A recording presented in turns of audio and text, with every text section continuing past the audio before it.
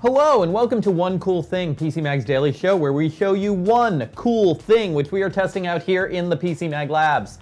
I am Sasha Segan, this is Jim Fisher. Now, if you are watching us on Facebook live, then please ask us questions, make comments, participate in the discussion. Social Pete is here to take your questions and comments. Jim knows all about cameras, drones, camera drones, things like that, lenses, that sort of stuff. I just know random things. Sometimes I know things, sometimes I don't. If you are watching us on YouTube, please like and subscribe and consider coming over to Facebook at 10 a.m. Eastern on weekdays for the live show. What we have here today is, I kind of want to go like this. You can go like that. Okay. It's still seeing you. Okay. It's the Yi 360 VR camera. Okay. It is another 360-degree camera. We've seen a lot of 360-degree cameras over the past 18 months or so. Yep. It's really exploded. This one has some things going for it. It's $400. Mm-hmm. It records in 5.7K quality. Mm-hmm. There you have it. Yeah, and now those are the two big things. That is what struck me, because I know that for quite a while we have basically like the Samsung Gear 360. Yeah. But that is only 4K. It's 4K, which looks soft when you've got the video stretched out along a sphere. The Gear 360 still editor's choice because it's now selling for $160. Now, does 5.7K make your 360 videos feel more like 1080p in any particular frame? Yeah, maybe a little better than 1080p, maybe even up to the 2.7K level, somewhere in that nebulous range between 2K, 1080p video and 4K. It looks pretty good. Now there's some drawbacks. You need to stitch the video together using Windows desktop software to take advantage of the 5.7K quality. Now, is that any Windows desktop software, or particular Windows desktop software? The software provided by Yi. Okay, okay. Software provided by Yi does it. They don't have Mac support, and there's no phone editing support for the stitching. Now you can record in 4K with this in-camera stitching, and have everything done for you, and it's ready to edit on your phone or Premiere Pro or whatever. And now, is there a phone app so that you can, I guess, A, see what is in the camera remotely, but also just automatically upload these 4K stitched videos, say, to Facebook or where people see 4K? Yeah, there's an Android and iOS app to transfer footage from the camera to your phone, but it is limited to the 4K video, which is stitched in camera, or the stills. Okay, so let's take a look at this guy. So we have two lenses here. We have a lens on either side, and then on the bottom you've got a tripod mount. You do, which is very nice. You'll see that in everything. But I also like how it has a nice stable base. You don't need to bring a tripod with it. I took it out in the field and I set it down on a flat surface for a few shots, and it worked fine. Okay. Now it's doing 360, so it's also recording the surface it's on, right? Yeah, when you look down on the video, you're just going to see kind of an out of focus wood grain here. It's not where you want your viewer to look. Now, are these fixed focus lenses? What's the focus distance here? It's not. They are fixed focus lenses. It's not super close, but it's not that far. I mean, you and I would be in focus here. Very easily. So on the side here, we have a door that gives us USB-C, the battery, micro SD slot. That's an HDMI out? Micro HDMI output, yeah. Okay. Yeah. And it's a USB-C in camera charging. We got about 45 minutes of recording time at 5.7K, but we did have to turn it off after half an hour and let it cool down. It overheated at about the 30-minute mark in our test video. And it's about an hour of 4K recording on the battery. Let's take some questions.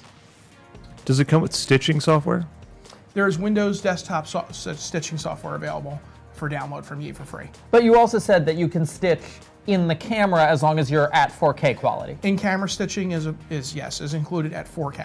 But that's a separate setting you need to change too. So you need to not only knock the quality down to 4K, but also turn stitching on in camera. Okay. Or turning stitching on in camera will automatically knock you down to 4K. Now, can we turn on this top display? I want to show the folks this top display. Yeah, the top display is really nice. It's like a blue monochrome LED or LCD. And there are Yeah, two let me- control buttons there. Get that on the secondary camera here. Yeah, there are two control buttons there, so you can navigate Yeah, through there the we go. menus, change all your settings in the camera. You don't need to use the phone app. Mm-hmm. So if you're in the field, if your phone battery's dying, or if you just don't feel like pairing, going through the Wi-Fi pairing process, Mm-hmm. you can set up all your settings and start recording or taking still images or a time lapse of still images just with the camera itself. Now, is there a mode to record in 180 if you want to? No, Okay, so it's Yeah, there's definitely no- just 360. there's no single camera mode on this one. Okay. Now, if you record the raw footage, you'll get two circular Then you can throw one video away. files. Yeah, so Yeah. actually I think with this one they might be like in one file stacked on top of each other, but you could still edit that down to look into one if you really wanted to. But it's not what it's meant for. Okay, it looks like we have another question out there. Did you mention price? $400, which is, for one that does 5.7K is the most affordable we've seen. The GoPro Fusion is, I want to say 600 or 700, and the Garmin Verb, which we're working on a review of now, is 800. So how good is the video quality around the edges of the image where the stitching is occurring? It's pretty good. The stitching, I didn't notice any visible seams in our in various test footage. As long as you're not close, like right now you would be seeing, Yeah. you'd be Mr. Seam. Yeah, I'd be Frankenstein's monster. Yeah. So you need to keep a distance away for the stitching to work properly, but that's true of any 360 camera. Looks like we have another question. Is there any stabilization? No, there's no stabilization built into this one. If you have desktop software, Adobe Premiere will stabilize the video using its normal stabilization plugin. Now, I noticed one of the things you commented on in the review was a lack of frame rate options.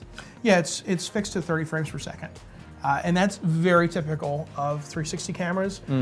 I really love the look of 24 frame per second video. However, if you are viewing this in a headset, that kind of old school cinematic motion blur look that 24 gives you can be disconcerting. But the question is, are you looking at this on a headset or on a computer screen or on a tablet screen? How are you consuming this video? But you also can't go up to 60. No. Okay. No, that's just not.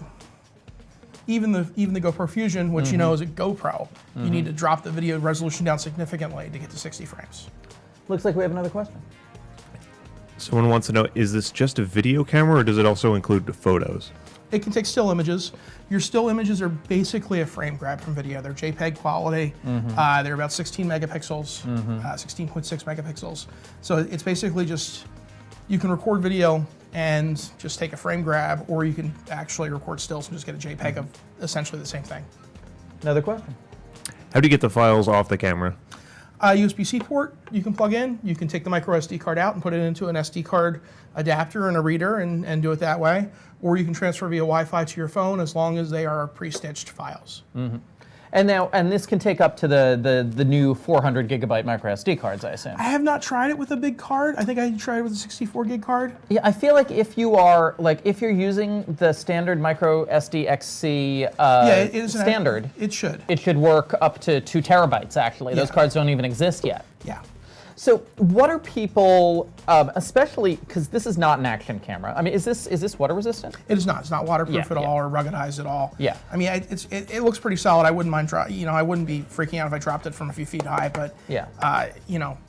it's not something you're gonna throw. Put on a surfboard or go kayaking with. So this is not an action camera. I feel like a year or two ago, maybe a year ago, there was this big flourishing of 360 video appearing on Facebook and YouTube and all of that, and a lot of that has kind of died down. What are people using non-snowboarding 360 cameras for now?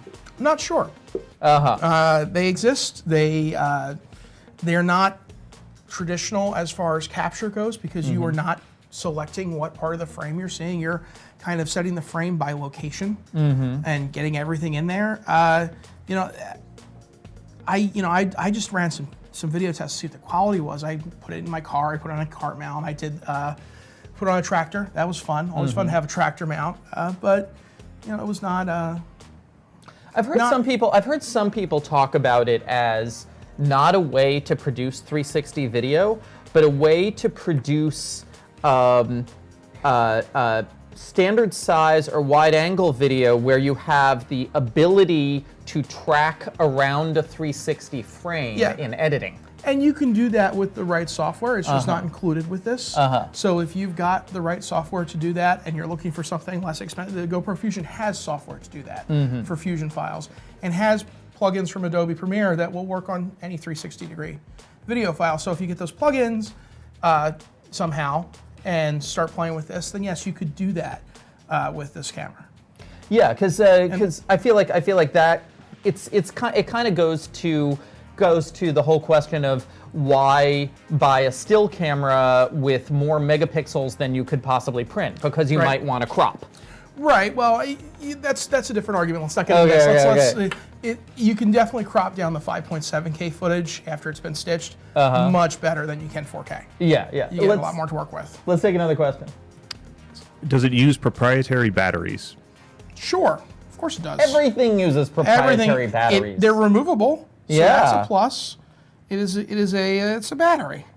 I'm sure there are other devices that use the same battery with different branding on it. Yeah, I mean it's a rectangle with some power contacts on it. Yeah. So if you want to, I didn't look into how much the extra batteries cost, but I can't imagine they cost that much. Now let's take another question that I want to ask about the company. How big of a memory card could you get in there?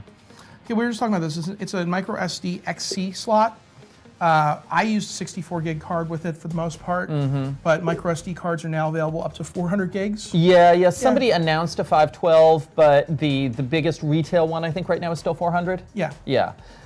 So this company Yi, right?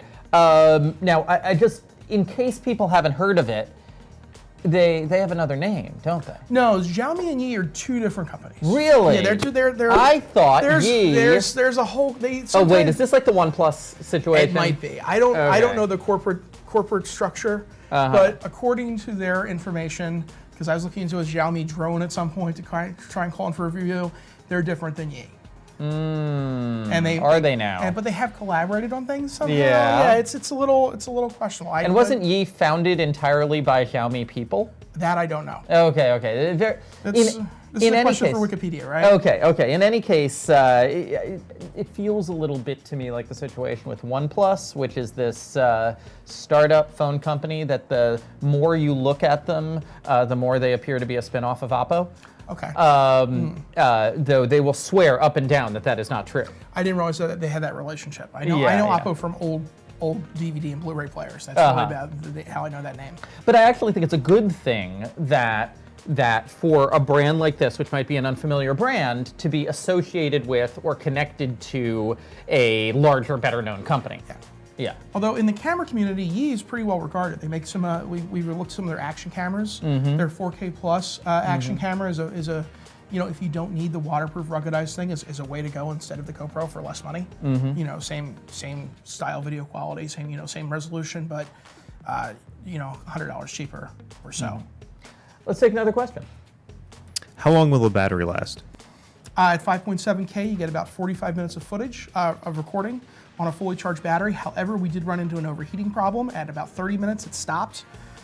I let the battery cool down for 20 minutes and then got another 15 before it died. At 4K in camera stitching, you get about an hour. And it doesn't overheat? It did not overheat on that, no. Okay. Okay, great. So this is, you rated it, why 3.5, not 4? The overheating. Okay. That was really where I was. I mean, I came down to it and I'm like, you know what, this thing is affordable. It does high resolution video, but I was doing the heat test in my apartment, which was not overly warm in February. It's not super cold, but it's in the 60s inside, and it overheated. It's sitting at my desk. So if you're out in the desert somewhere on a sunny day, heat can be a real concern. Okay. So 3.5 because of the overheating. Our editor's choice is still the Samsung Gear 360 because it's so cheap, right? Yeah. If you want a good way to dip your toes in for not a lot of money.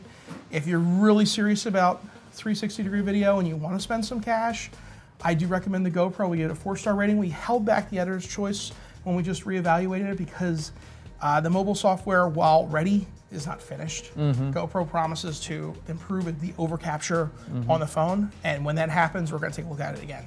Terrific. And so this is the Yi 360 VR camera. The review is up on PCMag.com. Thank you all for watching. This has been One Cool Thing. If you are on YouTube, please like and subscribe. If you are on Facebook, please return at 10 a.m. tomorrow, 10 a.m. Eastern tomorrow for another cool thing for you.